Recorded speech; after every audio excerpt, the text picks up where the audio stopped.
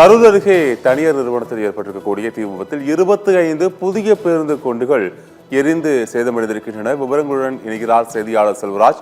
வணக்கம் செல்வராஜ், விவரங்களை பதிவு பண்ணுங்க. கரூர் மாவட்டம் கோடங்கிப்பட்டி அருகே மாநகராட்சி பகுதியில் அமைந்துள்ள கோடங்கிப்பட்டி பகுதியில் முருகன் என்பவர் பல ஆண்டுகளாக பழைய பேருந்து வாங்கி விற்பனை செய்து வருகிறார். இன்று கிட்டத்தட்ட அந்த பகுதியில் சுமார் 50க்கும் மேற்பட்ட பழைய பேருந்துகளை வாங்கி வைத்து விற்பனை செய்து வருகிறார்.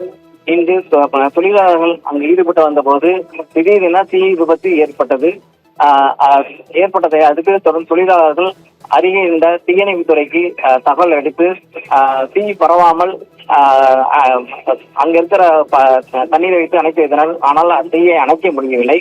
தொடர்ந்து தீயணைப்பு துறையினர் 3 வாகனங்கள் வந்து தீயை பரவாமல் 3 வாகனத்தில் வந்து அணைத்தனர். ஆனால் 23 பழைய பேருந்து பஸ்வாடி பேருந்துகள் எரிந்து முற்றிலும் சேதமடைந்தது. இது பல லட்சம் ரூபாய் வரும் என கூறப்படுகிறது. இதை தொடர்ந்து பகுதியில் பரபரப்பு ஏற்பட்டது. அப்புறம்